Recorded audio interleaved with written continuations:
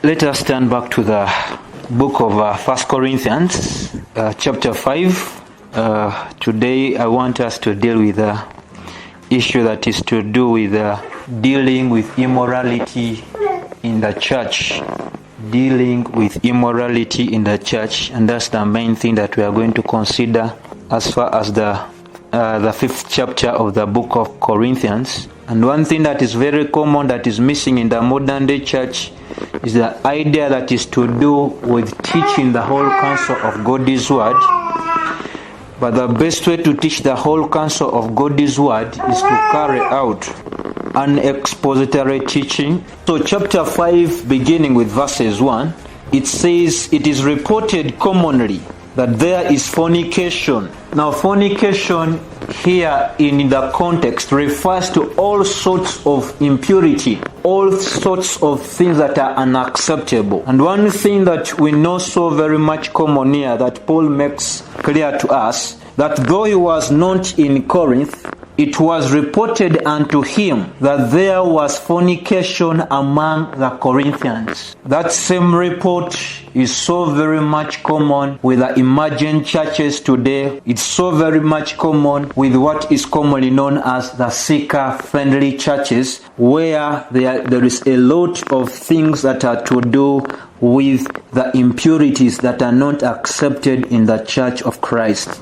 So he says it is reported that there is fornication among you, and such fornication, look at that, and such fornication as is not so much as named among the Gentiles. They had gone off the boundaries. That even if you were to consider people that are unbelievers, people that never had a covenant relationship with God, the kind of the immorality that was happening with the believers in the church of Corinth was not also named among those that never had a covenant relationship with God. This was something that was not small. This was something that actually one had to pay close attention to. And Paul says, how could that be there in the church of Christ?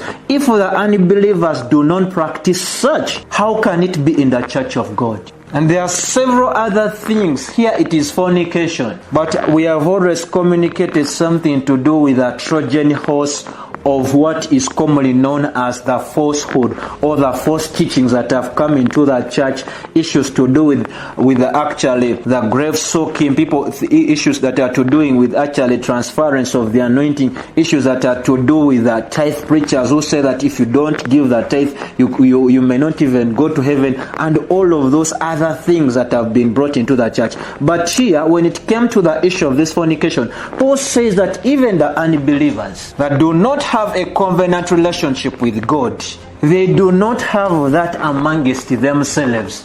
How can this be in the church of God? And the graveness of it is what he mentions down. Look at what he says. That one man should have his father's wife. The so-called believer was having his what? His stepmother. It is believed that one thing that basically happened, his father had in one way died. And when his father died, because he had actually a second wife, the young man didn't see something wrong with having his father's wife. But the fact that his father had that lady as his wife, it was unacceptable. That even in the communities of those that are unbelievers, that was not something that could be tolerated. But the Corinthians, in one of they tolerated something that the heathens who do not, in their way of unthinking, but still they could not actually afford to accept such a mannerism. But the Corinthians had done what? Had accepted. Paul says that has now been reported, that a man should have his father's wife. But remember one thing, my dear ones, that if you look into the New Testament teaching, these are things that we are always forbade from doing. The example to that is Acts chapter 15, verses 20 and verses 29. They all actually refute the idea of believers participating in the issue of fornication. Issues that are to do with pornography, issues that are to do with sex outside marriage, all of those are actually wrapped within the main word that is known as fornication. The Greek has it as porneia, where we get pornography and so many other bad stuff. But so when the apostles were defining the doctrine of the church, this is what they said in Acts 15:20. They said, but we write unto them that they abstain from pollution of idols and from fornication, from things strangled, and from blood. But one of the things that believers were told not to be partakers of, to participate in, it is the issue that is to do with the fornication. But the Corinthians, they didn't see something bad to do with that. In fact, Paul the Apostle took it to another level. Looking at Galatians 5:19, let us consider Galatians chapter 5 and the verse is 19. When Paul was speaking about the works of the flesh, he mentions fornication as one of the issues that is actually a part of the works of the flesh. He says, now the works of the flesh are manifest, which are these: adultery, fornication, uncleanness, lasciviousness. But there are so many others. However, my attention is on to one thing that is known as fornication. That is to mean that in the Church of Christ, this should not be something that should be done tolerated. But that is also to mean that if the Corinthians had that happen in their church, we cannot say that the modern day church today does not have such kind of unacceptable behaviors in the name of what is commonly known as the message of tolerance, the message of inclusion, that accept people the way they are. And then another thing that is to do with what the mainstream church today has done, that is to say, exalting the love at the expense of the truth. Paul says that fornication is the work of the flesh. That is to mean that instead of a person walking in the spirit, he's walking after the flesh. And that is one thing that should not be done. I want also to put a more concretization using Ephesians chapter 5 verses 3. Ephesians chapter 5 verses 3. It also brings out a clarity as to why Paul had in one or the other to be concerned and was so very much surprised that the leadership in the church of Corinth was not surprised that particular things that were unacceptable in the church. There are particular behaviors that have become normatives today in the church that even when people do them, no one says a thing because they fear to hurt the congregants. They fear to talk about their sin, that if you talk about their sin, they might not come back to that church again. So it is some sort of people not seeing that the church is not a church of man, but the church belongs to God, because it is God who actually shed his own blood for his church. So everything that is done in the church should bring praise and glory to the name of our Lord Jesus Christ. Look at Ephesians 5 verses 3. It begins by saying, but fornication, look at that, but fornication and all uncleanness, covetousness, let it not be once named among you altogether. Let it not be. He was not actually superimposing this onto the church of the Corinthians, but this was the same message that he shared with all the churches of Christ. So this was not a limitation to the church of Corinth. Now, even as we are reading from the church of Corinth, that what he said to the Corinthians is the same thing he said to the church of Ephesus. What believers in Ephesus were not permitted to do was the same thing that the believers in Corinth were not permitted to do. Are we together? So what should be something important for us here? We should not pick and choose. We should take the whole counsel of God's word, because that's how the Bible makes it very clear. Let us also look at the book of 1 Thessalonians chapter 4 verse 7. For God has not called us unto uncleanness, carrying out issues that are to do with incest, a son going to the wife of his father. Those kind of things are actually things that fall under the category of all the things that pertain to uncleanness. God has not called us unto uncleanness, but unto holiness. So a believer who actually finds his identification in uncleanness, in loving things that God forbids us, that is actually a believer that we should go slow about. That is some sort of a backslidden believer. That is actually a carnal believer. True and mature believers, they always seek to please God. They are not going to indulge or find their identity in what God forbids. The Corinthian, or this young man in the church of Corinth, had gotten his identity in what was unacceptable. He actually forgot that we are called to holiness, not to uncleanness. My dear ones, there are so many things that are to do with uncleanness that I may not finish, that I may not call or I can actually enumerate. But what I can basically say, that knowing what the scripture says enables you to know what is acceptable and what should not be done accepted. Okay, that's very important for us to do to consider, because failure for us to pay close attention to that, we are going to make a lot of mistakes that the Bible does not allow any of us to participate in. Look at Colossians 3:5. So anything, there are people who are praying, they want to know God's will, they want to know how to please the Lord, but you cannot know how to please the Lord minus you being a student of the Word of God. It is the scriptures that help us. It is the scriptures that enable us to know what God accepts and to know what God resents. So Colossians 3:5 also adds into say, mortify therefore your members. Mortify. The word mortify is a same word that means to kill. Mortify therefore your members which are upon the earth. The members are none other than the parts of our bodies. Now, if one truth is being mentioned in more than one book, that basically means it is an important truth for us to consider. This thing cannot be mentioned in the book of the Corinthians, cannot be mentioned in the book of Ephesians, in the book of the Thessalonians, and in the book of the Colossians, and then we take it for granted. It says, mortify therefore your members which are upon the earth. And why should we mortify our members? It says we mortify them for this particular reason: fornication, uncleanness, inordinate affection, evil desires, and covetousness, which is idolatry. So all of these we should do mortify them. As we mortify our members, as we put them under control, as we allow ourselves to be led by the Spirit, fornication should not be mentioned amongst us, uncleanness should not be mentioned amongst us, and then all the issues that are to do with evil desires. Now let us consider verses 2. I hope we have gotten the background. The man was having his father's wife. There are so many speculations, and part of those speculations is that could be his father was still alive, and then others that he was dead. That is why the son was not afraid of that.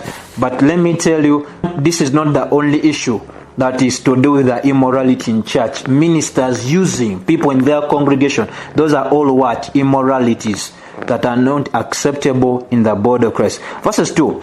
And you are what? And you are puffed up.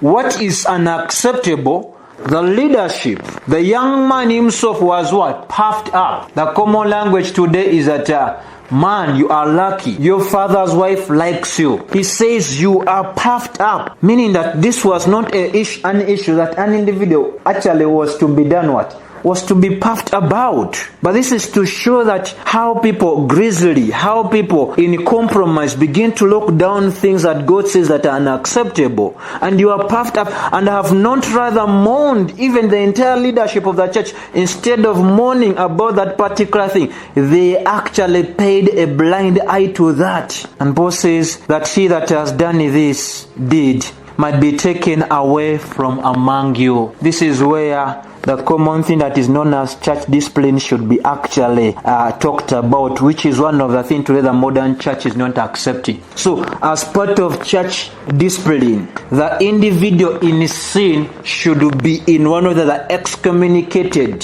He should be put out of fellowship. Like even this fellowship we have, if we get to find out that one of us is living in fornication, is living in uncleanness, much as the Bible says it is a very good thing for us to assemble together, we say to that person, please wait a minute, work on yourself, first be out there. And the reason as to why that thing was permitted in church was for that individual to break down. And breaking down where he does not have any support of the fellowship, he would come to realize that what I have done is what? Unacceptable. Because fellow believers are not what? Are not associating with him. The Bible says, treat him as unbeliever. Because if he's puffing up over something that the Bible says is unacceptable, therefore put him out. But now today, why we see many of these things common in the church, it is because the leadership itself, they do also participate in the very thing. You cannot excommunicate an individual, yet he also knows that you do the same thing. And so, the main people today that we do have in church who discourage the issue that is to do with church discipline, they themselves are guilty of particular things, and the congregants know them where they do those funny things. They also find the so-called ministers. So how are you going to stand boldly and say so and so what you're doing is unacceptable, yet yourself you do it? You cannot apply discipline even if you are beating a child for watching silly movies, and then the child himself knows that you also watch the same movies. The child will say, what is the reason for this whatever discipline? Because you yourself, you participate in the very things, and then you're caning me for the very thing you do. No way. So it will be like an injustice on that child. It will be an injustice actually on an individual. You tell them not to do something, yet you also do it. And that is one thing that summarizes in the name of what? Hypocrisy. You are criticizing others, but at the same time you are also doing the same thing. And so this was one of the things that the entire leadership, remember where we started from, in chapter 1, chapter 2, chapter 3, chapter 4, this common word that is to do with puffing up was common with the Corinthians. Exalting one man or puffing one man against another, it was their common thing. And even when it came to the behavior, that puffing up still found its way out in mannerism that were unacceptable. Paul says, guys, you should have mourned about this. But let me tell you, even best givers in church cannot be put under church discipline altogether. People that have given a lot, people who are always there, they might be there as their comfort, but they do a lot of wrong. They cannot be put under church discipline because the ministers fear those particular things that if they are being done to people that have always been there for them, what will happen? But the Bible says this was an issue that demanded the entire congregation, the entire church to mourn about that. But instead of mourning about it, they did what? They said, leave the man alone. The woman is of age. Why didn't she also turn down the opportunity? I'm telling you, Paul says that man that has done this deed might be taken away among you. Do you know why church discipline is not practiced today? I have always mentioned that is to do with the issue of people not teaching the word, the whole counsel of God's word. And what else can we get into that? Is the issue of exalting men above that which is what? Written. 1 Corinthians 4:6. Every time you lift a man, every time you actually put an individual above that which is written, you're going to compromise in a number of important things that the Bible says you shouldn't actually compromise about. The Corinthians that Paul had told earlier in chapter 4 not to exalt any man above that which is written, as far as ministers are concerned, as far as issues that are to do with the unacceptable things in the church, they never paid heed to him. They did the opposite. And now here he says, the man who has done that man ought to be taken out of fellowship altogether. So there are stages to this, but this is actually to go beyond. A person taking his father's wife, a person sleeping with so and so that who is of his family. This issue was unacceptable. Paul said that even the unbelievers, they don't do that. This reminds us the church of what? Thyatira, where there are so many those lousy things to do with continuing sacrifice and all of those things that were accepted to find their way into the church. And today we are talking about the common thing that is known as the Trojan horse of falsehood. That what is good is seen as bad, and what is bad is seen as good. Isaiah 5:20 is now playing in our modern day churches. What used to be a music ministry, it is now a music industry, because the people themselves who are behind it, they have now become celebs. They live anyway. That's why you hear a lot of scandals today in the modern day church today, because church discipline is one of the things that has been locked down upon. It's not carried out. And Paul says if that thing is not carried out, I'm telling you, this is why we see this particular thing in the church of the Corinthians. Let us look at verse 3 and see more of what Paul is trying to teach us and to communicate to us by the power of the Spirit of the Lord. He says here in verse 3, follow with me very. For I say verily, as absent in body, but present in spirit. Altogether. Much as I am not there, the report I received, I'm telling you, I am in total disagreement with how things are done in Corinth. But present in spirit, I have judged already. I have not come to you guys, but the fact that it is happening in church, I have judged already. The man should be taken out of the fellowship. Who are you to judge? Who are you to judge? Is why we do not have these things practiced altogether. But Paul says, much as I am not there physically, my spirit is with you guys. The few of you that could be knowing the truth, my spirit is with you. I agree with you. I have already judged as though I were present concerning him that has so done this deed. Today, you know one thing that is very common? Instead of the believers refuting the ones who actually do unacceptable things, they refute you who does the acceptable things. And Paul says, I have already passed my judgment on that unrepentant sinner. The church in Corinth had to do the same, my dear ones. If Paul had already passed the judgment, that had to be the same thing.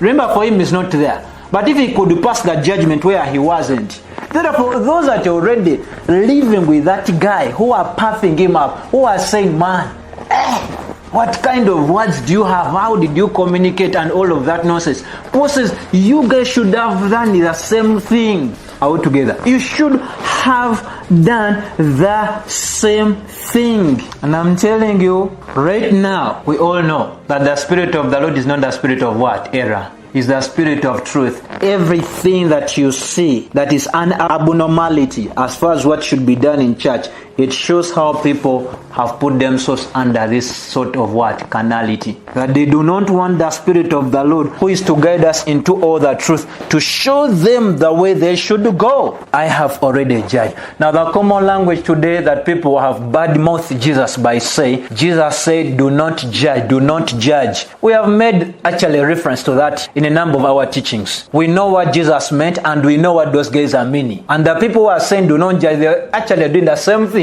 that Jesus told them not to do. Jesus told us to judge, but he told us why we shouldn't judge is when you and I are doing the very same thing. First remove that big mote in your eye and then you talk to another person. And that is why if our judgment is based on the outward appearance, he says that is something that is unacceptable. But if you're not doing something, you are then the right person to talk to another person. But if you're also doing the same thing, great is your sin, my brother, altogether. So we deal with ourselves first. And people who say that do not judge, Paul is here judging. And I know why so many people have also looked down upon Paul, because his way of teaching and everything contradicts their lifestyles. They don't want an individual in one or the other that will make them face their reality. That you have done it, let us talk about it. They want a person who pampers them, a person who says feel good messages is what you need. The person is already beaten in sin. Why should you remind him about it? They should know that what they are doing is not right.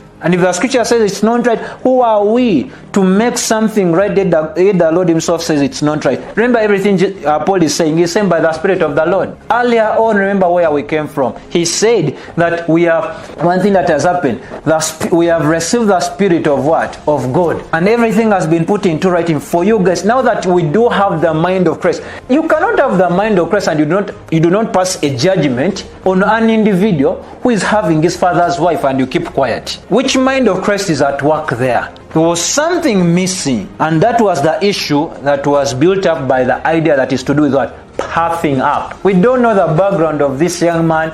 We cannot say that he was the best giver, but we know one simple thing. Paul says this was an acceptable thing. Look at verses 4. In verses 4 it says, in the name of our Lord Jesus Christ, when you are gathered together, when you what?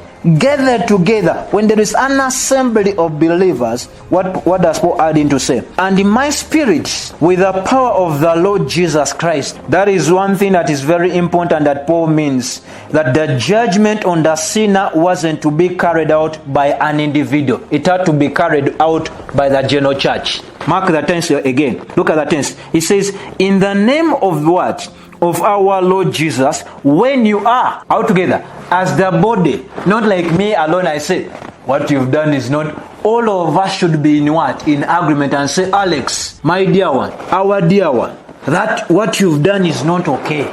So this judgment was not to be passed on by one single member of that church. It had to be passed on by the gathering of they that are what? A fellowship what? Members. We have been gathering together, we meet together, but we find out that one of us is actually in that sort of what? Fornication. All of us, we agree and say, from today, you are not allowed to be a part of this fellowship. You are not what?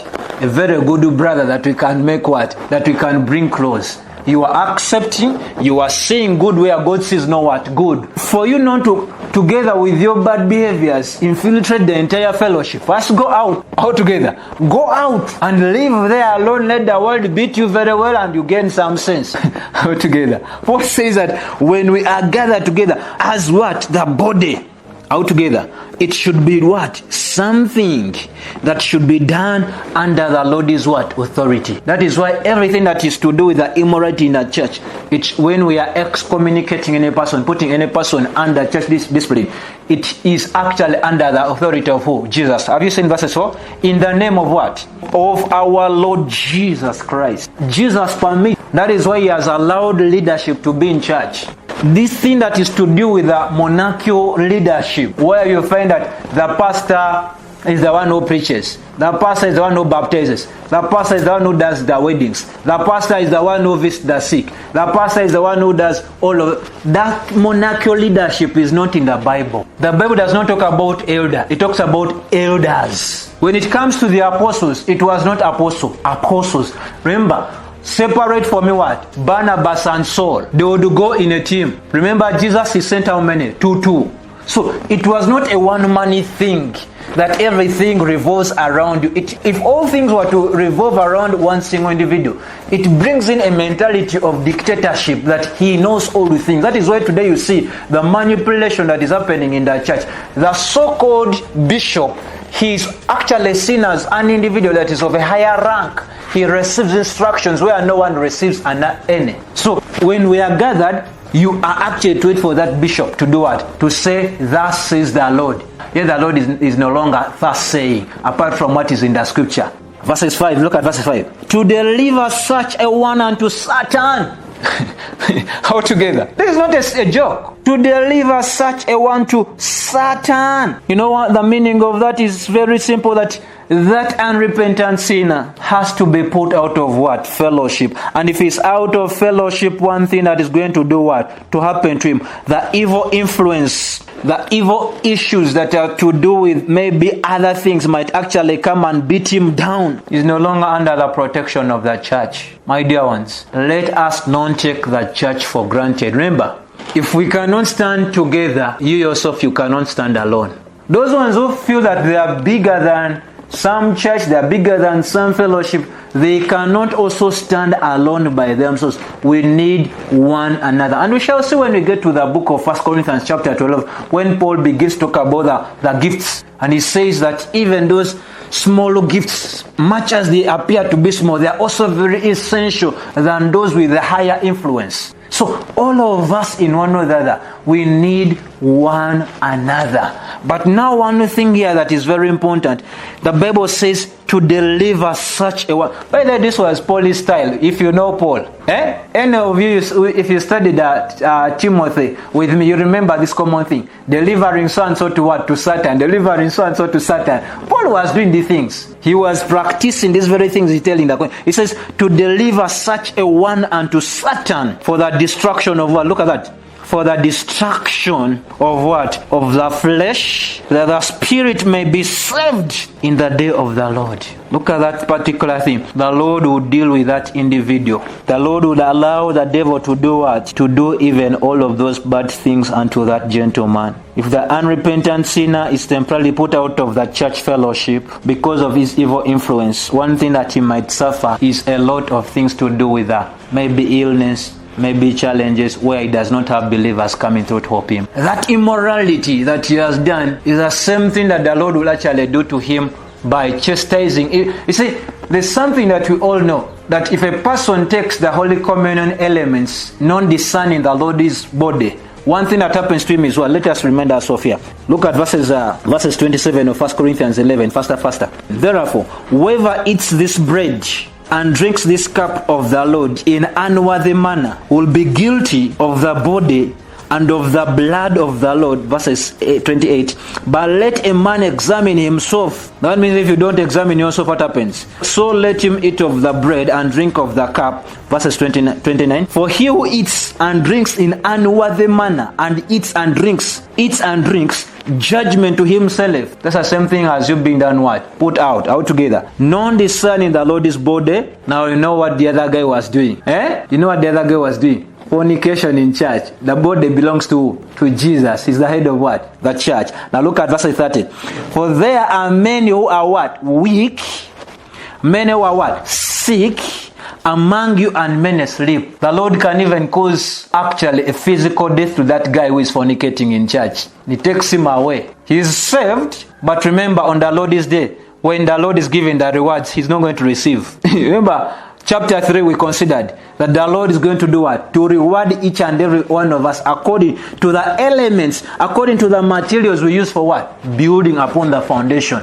So when the Lord comes back, we know, first of all, he comes to judge the dead and the living. The believers will be awarded. The unbelievers will be actually seeing the wrath of the Lord. But for us, one thing that will happen, all of us that have labored rightly in the Lord, the Bible says he has a reward for each and every one of us. This is one thing that would not happen to this young gentleman. Because what he was doing was something that was to do what? Was to look down upon the authority of the church. And I'm telling you, everything you do to the church, you are doing it to Christ. You remember Paul? Saul, why are you what? Persecuting me. Do you know that everything that happens to his church he knows? He told him, why are you persecuting? But physically, where did Paul ever meet Jesus physically and persecuted him?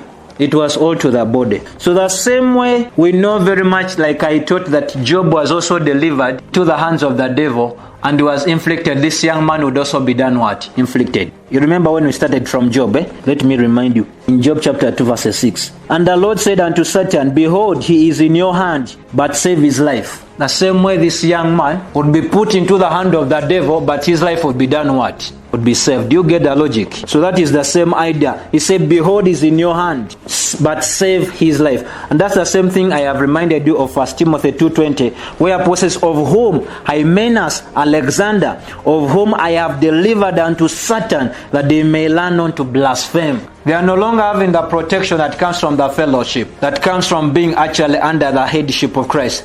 They are actually being committed into the hand of the devil to inflict them so that they learn not to do what? To blaspheme again. 1 Timothy 1:20 is what we have just considered. So these are important things that we should not do what? We should not take for granted. And why we shouldn't take them for granted is because the apostle says that much as he wasn't there physically, he had already passed the judgment. That whoever has done so, let him be done what? Put out together. Look at the same thing is what we see in the book of 2 Thessalonians chapter 3 and verses 14. Paul again makes a more concrete point here for you and I to pay close attention to, as far as individuals that try to go beyond that which is given in the scriptures and behaving in a manner that contradicts. It says that in 2 Thessalonians 3:14, and if any man obey not our word, you there? Our word by this epistle, not that man, and have no what? company with him, that he may be what? Ashamed. That is one of the issues that are to do with church discipline. That person is put down so that is ashamed. Others will say, that unbelievers will say, why are you no longer meeting? Why are you no longer with your friends? He's ashamed. They're asking him a lot of questions. Why are you by yourself? Why are you coming to us for hope? Why don't you go to the other people that you say you believe in the same thing? That shame would bring him to a place of what? Repentance. And when he repents, we are to call him back inside into the fellowship and say, welcome back. But you should never do those things what? Again. Altogether. The Bible is very what? Is very clear about some of these things. Look at James 5:19. Brethren, if any of you do err from the truth, and one convert him, and one does what? Convert him. Look at verses 20. Let him know, he which converteth the sinner from the error of his way shall save a soul from death, and shall hide the multitude of what? Sins. Is there a possibility of one to err from the truth? Yes. Should we just look on? No. We shouldn't look on. That is why the discipline in church has to be done what? It has to be exercised. But I'm very sorry that I'm actually very sorry that many of the things are not done in our churches today. They are not done. This one impregnates so and so. This one is married to this one. This one is also with the other. There is also the other thing there. There is also another clique there. There is nothing that is being done about that. And today, if there are ministers like the examples you know today, the men who have divorced their women on unbiblical grounds, who are still standing behind the pulpit instead of sitting before the pulpit, they are continuously doing that because there is no that sense of, there is no that discipline in the church. Person just begins something, is not accountable to any person. But much as you may say that you're not accountable to any person, but how about Jesus? The one you say that died for you, the one you know that is the head of the church. Our relationship, the same way you see the husband and wife relationship actually is to point on to Christ, to the church and its relationship with Christ. That is the same way we are. The same way that the wife is to be actually in submission to the husband. That's the same way the church is to be subject to Christ. That everything should be in honor of the person of Christ. Look at verse 6 of the same chapter of 1 Corinthians. Your glorying is not good. Know ye not that what? Look at that one there. That what? A little leaven does what? Leaveneth what? The whole lump. My dear ones, do you now understand the reason for church discipline? Little leaven does what? Leaveneth the whole lump. You leave that character among the fellowship, guys, is going to eat one person to another, going from one person to another, and then it is going to be a circulation, a concentration of a wrong thing altogether. Don't play, don't joke with sin. Sin is very subtle. It appears not to be having much influence, but let me tell you, it is very influential. Jesus says if it comes to the issue of entering, if it means to chop or to cut off part of your body, cut it off. That means that separate yourself from that behavior. Not physically mutilating your body, but cut it off if it is something. Separate from, if it is some group that is influencing you in those things. Slowly but surely, the whole of it is going to be eaten up. And remember, the kingdom of the Lord, still we know in Matthew chapter 13, it is compared to what? You remember that common parable that Jesus actually gave? Another parable spoke unto them. The kingdom of what? Of heaven is like unto a leaven. Now leaven in the context it is actually, Jesus used leaven on the positive side of how the kingdom of God, slowly but surely, it can gain influence in the hearts of men. Have you heard such a story? That, do you recall the other person you studied with? Was he born again by that time? No. But after some 10, 15 years, even so and so got born again. That's the kingdom of God. Appears just like the small measure of leaven. But slowly but surely, it actually does what? Permeates through. There are people that we used to know as not born again. After some time, he's born again. Yeah, you know Cain. He's even a preacher now. You get that? So, but when it comes back to this issue, in the context of our 1 Corinthians, look back there. It says, why should you glory? Know ye not that the little leaven leaveneth the whole lump? And the simple thing that the apostle is making to them, that what you're taking for granted is going to eat up the entire thing. Remember, their pride had kept them blind from carrying out the duty of dealing with sin and its effect on the church. The pride of the Corinthians had in one or the other blinded them from the responsibility of doing what? Excommunicating the guy, putting the guy on what? Under what? Church discipline. And what they were not aware about is that he might be one, but if he's left there and is puffed up, others are going to say, I think it is a good thing if they never took action on so and so. Even if I also do it, nothing bad about it. So it becomes a normative altogether. And the Lord says, you guys are growing in nothing. Look at verse 7. Purge out. What is the meaning of purging out? Cleanse out thoroughly. Put the guy out. The old what? Leaven. Remember, leaven in the Bible is what? Is a picture of sin. Leaven is what? A picture of sin. It says, purge out that sin, that you may be what? A new lamp. You may be what? A new lamp. You can be a whole body. Out together.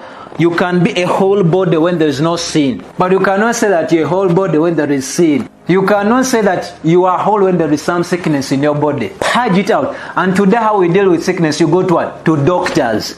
Today how do we purge out sin in the body? We need to show people from the teaching of the scripture that is unacceptable. The Lord resents it. Therefore we also do what? Resent it.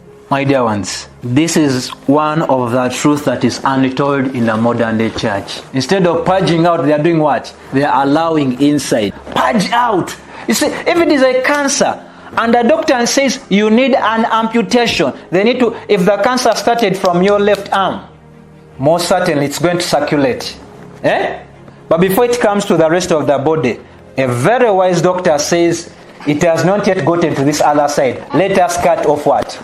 But you say, but I love my arm. I love my arm. I'm a carpenter. How am I going to work? Cut it off. You're going to die. You use one hand to hammer in the nail. Altogether. Don't say that my job is dying. Your job is there, but you also die. That's why you've seen some men on the roads. You've seen some women on the road walking with an extra foot, which is of what? Of a timber. And they are using it as their foot.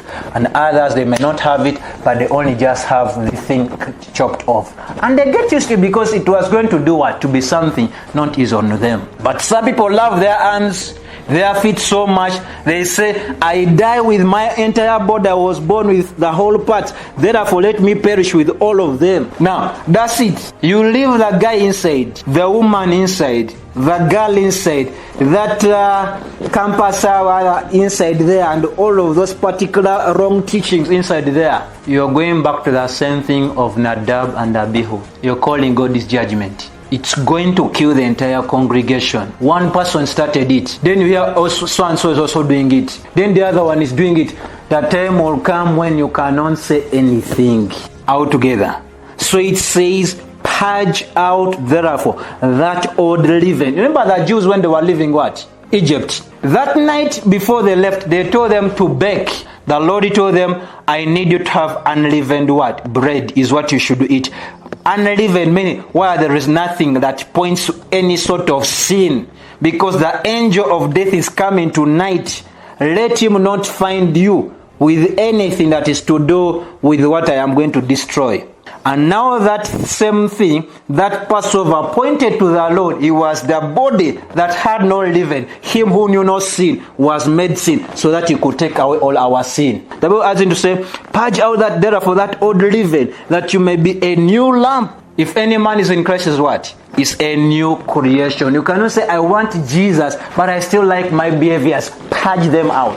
The two cannot walk together unless they agree. Amos chapter 3, verse 3. Out together. So, our commonality should be based on the same ideas, on the same practice. We agree on the same doctrine. We agree on the same practice. Therefore, you are my friend. But if your behavior contradicts the doctrine, I have nothing in common with you. So he says, purge it out. It's going to do what? To have a negative effect on the church. Let it go out of the church. Out together, my dear ones. That's one thing that is very important. Out together. So recall of that. If you happen to get them study Exodus 12, it has that the whole truth concerning with that Passover that Jews actually partook in was pointing to what Jesus would do for us later on, and they also had to separate themselves from all bad stuff.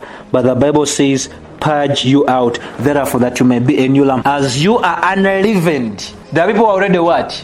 Leavened. All together. The question is, are you leavened? Okay, if you're not leavened, do you have people among you who are already leavened? Okay, if they are there, what do you do with them? Purge them out. But let me tell you, my dear ones, you listen. If you are to exercise the church discipline biblically in a congregation of 1,000, you might end up with 200 people. Because in those big numbers, there are a lot of so many groupings inside there. There are so many activities there that if you are to follow this thing biblically, you will not be actually be named pastors of mega churches altogether. You will have 200, and even 200 is big with what is happening today. Seek up friendliness. Don't talk about your sin. Joe Austin said that 99 of the people in the world, they are all good people. Who told you? If people are believing in those I am beautiful, I am handsome, I am what, I'm good looking, I am those things which are central on man, they make man to crave after things that are to do with what? Selfishness, and actually him being the center, other than the gospel, Christ being the center, other than making Christ being the center of it all. And I'm telling you, you and I, we are not the judge. But this thing that was in the Corinthians, I am very sure it is very common in the modern day churches. The leaven has taken its course in the ministers, the choir, the ushers, the congregation, the administrators, all of those. The leaven is just there. You remember Pergamos, where there was a throne of Satan? The same way it was in the church of Pergamos. They are congregations, and these are things that we cannot say that they are out so much, but we should also look out not to participate. Sin is very subtle, and I'm telling you, the Bible says, for even Christ our Passover is sacrificed for us. Did Jesus die for us to remain in sin? Jesus died to save us from our sin. We are saved from our sin, not to continue to live in sin. But you say, I'm a Christian. Are you a Christian? Yes. But my friend, your lifestyle, I cannot see how it is actually in line with what is true Christianity. My friend, there is therefore now no condemnation altogether. Why should we purge out? Look at what the writer says. Purge out therefore the old leaven. Remember one thing that happened, that you may be a new lamb, that as you are unleavened, for even what? Christ, our Passover, is sacrificed for us. Jesus had no sin. You all know. All the magistrates say that this was indeed the Son of God. The soldiers themselves, they said, he was a righteous man altogether. And let me tell you, he took the punishment of our sin on himself, though he was not a sinner. That is to mean to us, if we are resurrected together with him, our sin has to be left behind. That desire for sin should be left behind. And we follow him because the resurrection shows us that the head, since Jesus was the first to be raised from the dead, him that as the head came out, and therefore the body is to follow after the head. So if the head is not in sin right now, therefore we should have no desire for sin. Yes, our body still has the cravings of sin. That is why Colossians 3:5 says, mortify the members of your body. Don't allow that. Let no sin reign in your mortal bodies. Romans 6:12. Let it not. I know it is a possibility, but don't let it reign. So that is one thing that would lead to a pure sanctification. You are under a serious sanctification that is taking place. You are living a life of separation from things that others have seen good in them, that God see no good in them. Okay? Look at verses 8. Now in 8 it says this. Therefore, look at that. Therefore, let us keep the feast, not with what? The old leaven. My dear ones, the feast of Passover, when they were having it, they were told not to have what? Any leaven. If we're in the church, let us not allow anything that is to do with what? These immoral things that the Corinthians had given place in church and they were puffing themselves about. Therefore, let us feast. Let us keep the feast not with what? old leaven. Meaning what? The issue that is to do with sin. So the church should remain separated. The church should remain what? Unleavened, by removing all the sinful things, including the influence of the sinful members. If your heart has something on to eat, there's a name the doctors use. They call it is it a caudal bypass, where they open your chest like this. They drill you in the middle of your left and your right actually vertical. They actually divide it, and then they look for that part of your heart that is actually having a challenge, so that they can in one or the other restore. If you don't want your chest open, you say, let me die with my heart attack altogether. But so now, when it comes to this, it says that we have the spirit of truth. See how Alex is even holding his chest. You cannot imagine that so that's why we need to be grateful to the Lord. That they are particular. You see, whatever has affected particularly, the Lord has just graced us.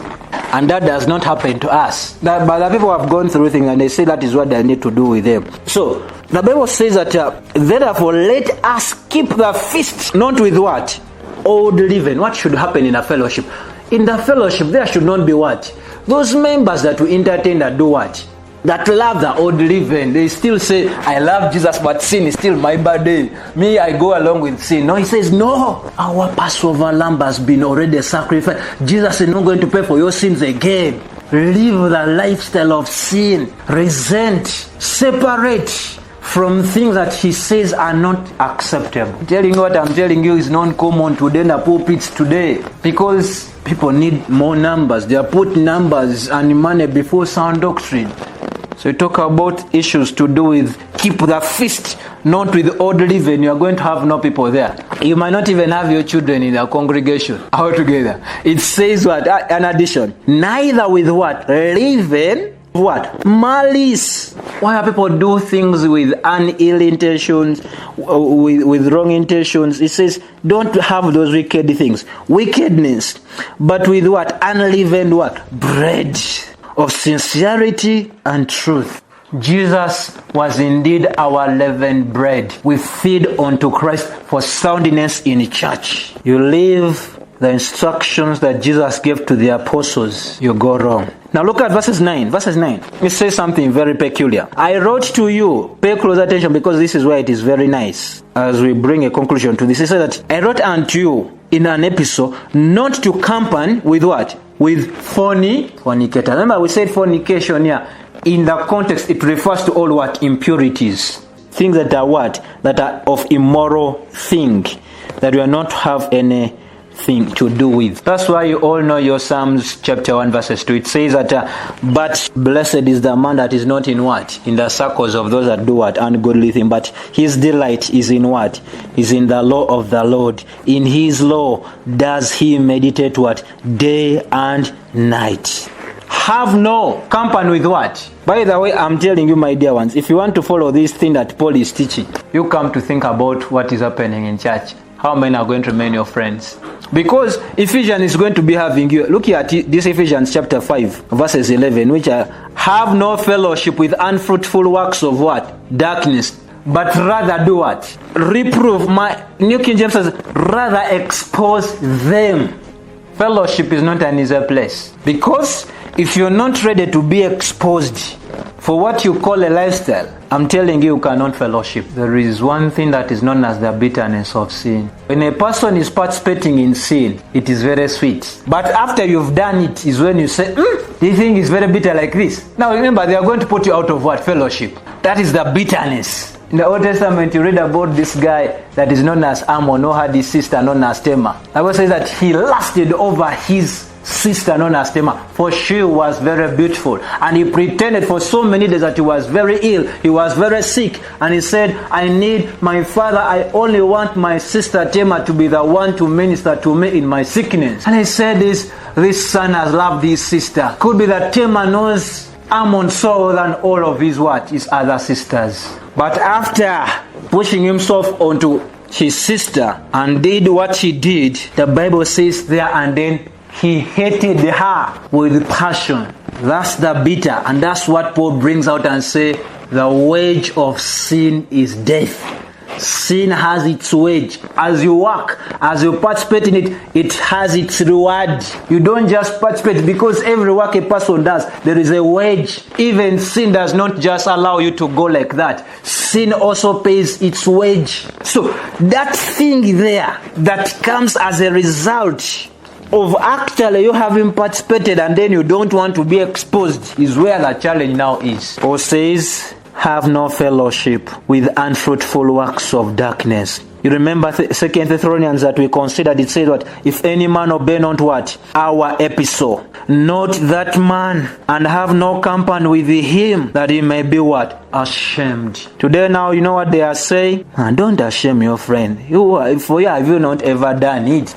Do not cast a stone. I'm telling you, yes, you're saying that I should not cast a stone, but you are forgetting the context of what Jesus was saying. This is not, like I've heard many people say, why should we judge others? For you, are you perfect? I'm telling you, if a person is teaching something wrong, we are not talking about our human imperfection. We are talking about God's word. Someone is dealing with it in a wrong way. So I understand I am not perfect, but if you are dealing with God's word not in a perfect manner, yet it says, not many of you should be what? Teachers, and then you make yourself a teacher. Hey, we are going to back up and say, my friend, dogs bark when their masters are what? They attack. I cannot keep silent when the word of my master is being attacked, and then I keep quiet. And then I'm a coward. So, my dear ones, let us not have any tolerance with fornication in church, impurities in church. In the name of I will hurt him, I will hurt her. If I tell him, if I tell her, this is Christ's church and this is what he says that should be done. In Proverbs 9:6 it says, forsake the foolish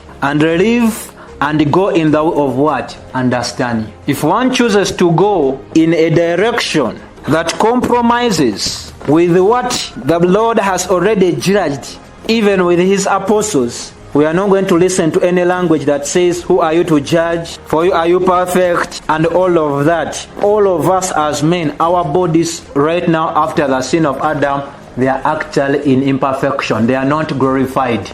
But at least by the Spirit of the Lord that lives on the inside of us, the Bible says, walk in the Spirit and you shall not fulfill the desires of what? Of the flesh. Okay, I'm not perfect, but I'm not following the desires of what? My flesh. Deal with the scripture, don't deal with me, don't shoot me. If you have any problem with me, maybe it is something outside the scripture. You don't just like me, but I'm telling you the truth. How together? Hey, there are people even go beyond the scriptures and they just hate you. But let me tell you, the Bible says, forsake the foolish and live and go in the way of what? Understanding. And you also know the common one, 2 Corinthians 6:14. Be ye not what? Unequally yoked with unbelievers. For what fellowship has righteousness with what? Unrighteousness. And what communion has light with what? With darkness. Now, if it says, be ye not unequally yoked with unbelievers, it does not talk about our association on a daily basis, because in the world where we are living, they are there. But in us finding identity in what they pleasure in, they enjoy sin. Therefore, we also choose to do what? To love sin. It says, have no fellowship with that. How can righteousness have fellowship with what? Righteousness. And when it also comes to the issue of marriage, how can a believer marry a non-believer? You mean in that church there are no people? Why do you go out? You are looking down the board of Christ.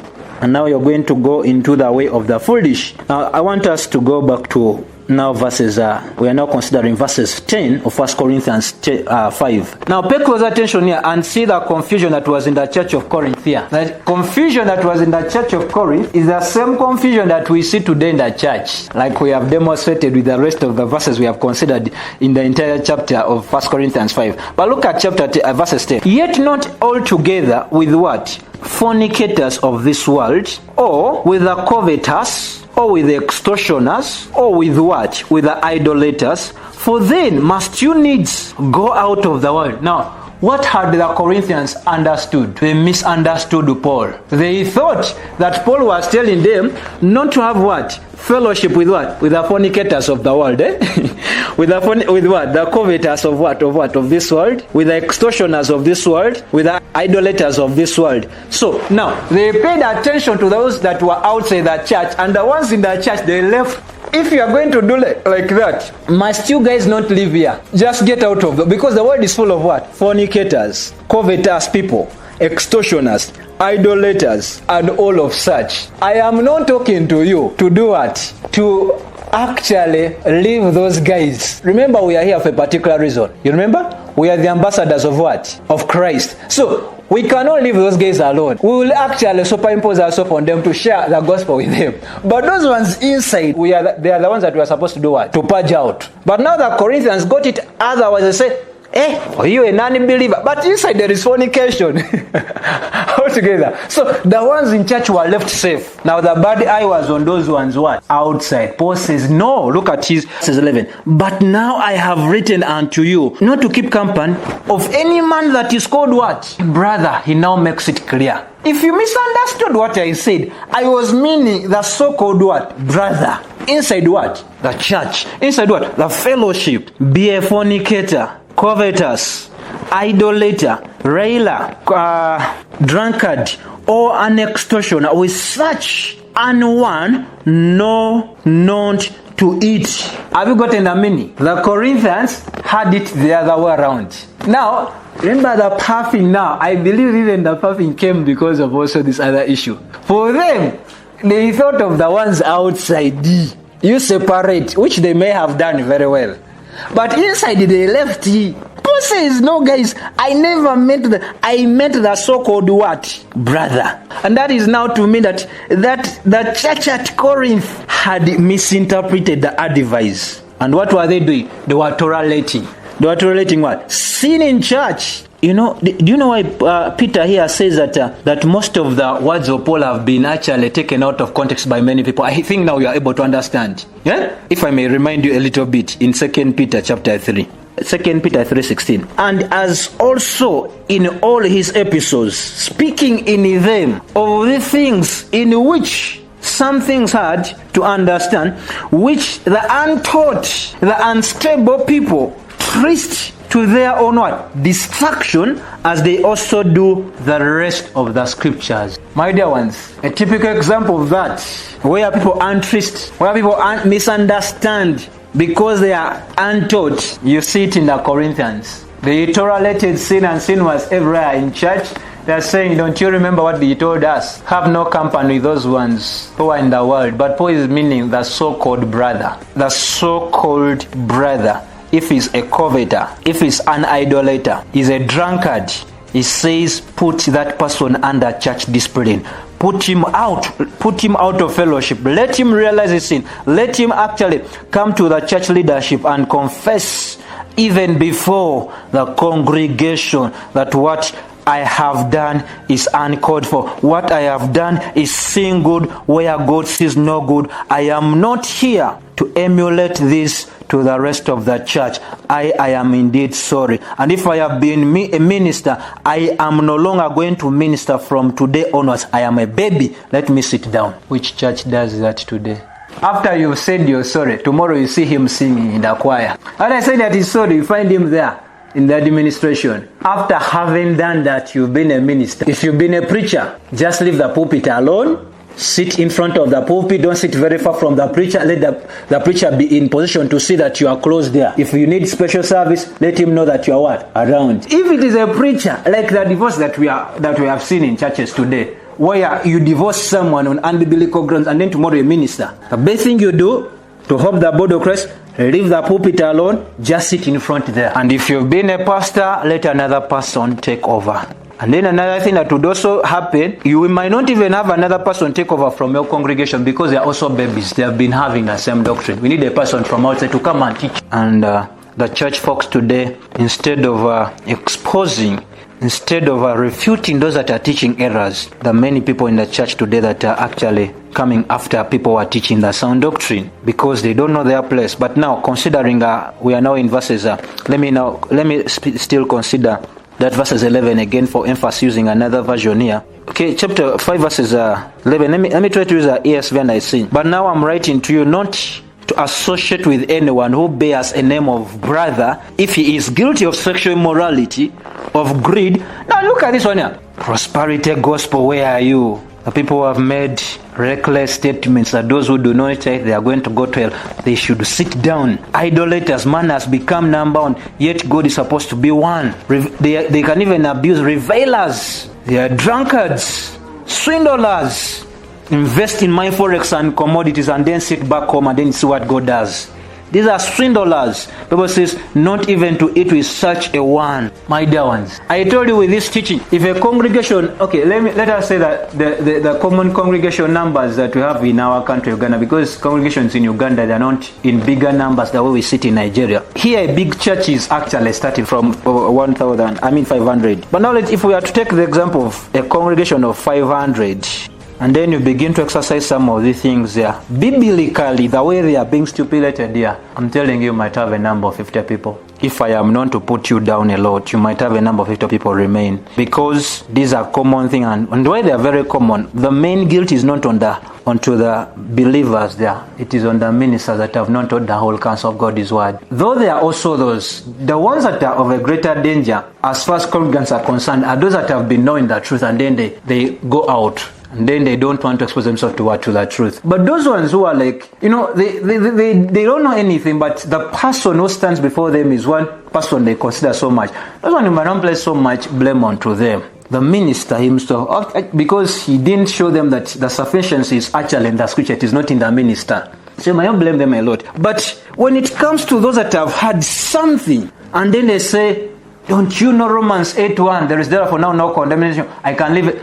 That is where the danger is. You know something, but now there is how you are. In one or the other, sugarcoating your lifestyle by saying whoever has never done. But remember, we are talking about the Church of Christ. Okay? So that is one thing that, my dear one, that we need to pay close attention to, though it has not been considered so much, but we need to consider some of the things because the Bible considers them. You see, if it only talks about the common scripture that we all know, that if a person actually comes and he teaches something that goes beyond the doctrine, because that you shouldn't welcome.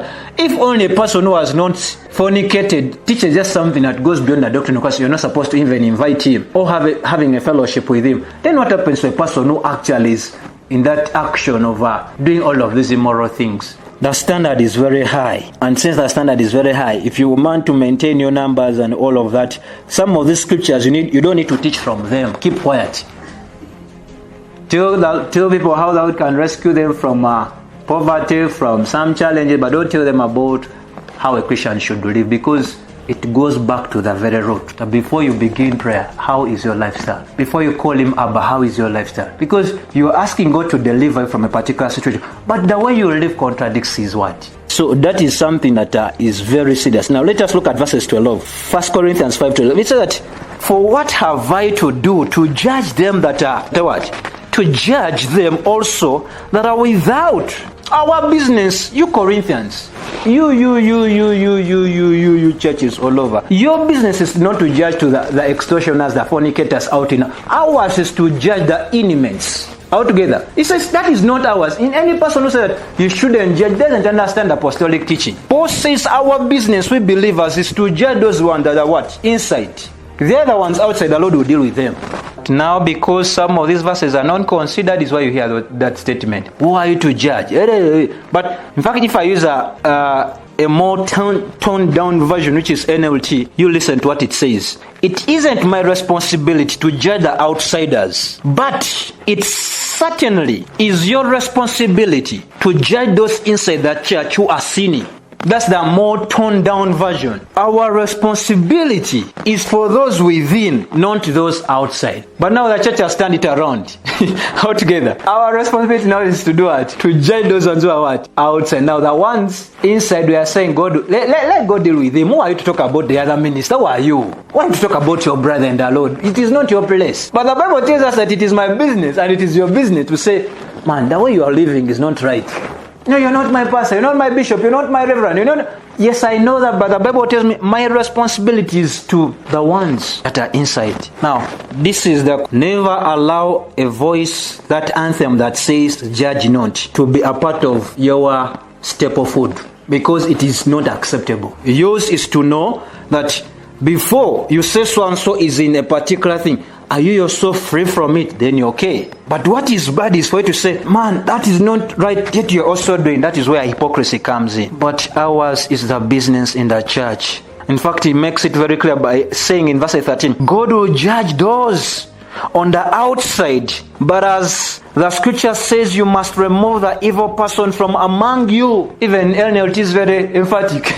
Let me try to go back to KJV. But for what have I to do? To judge them also that are without.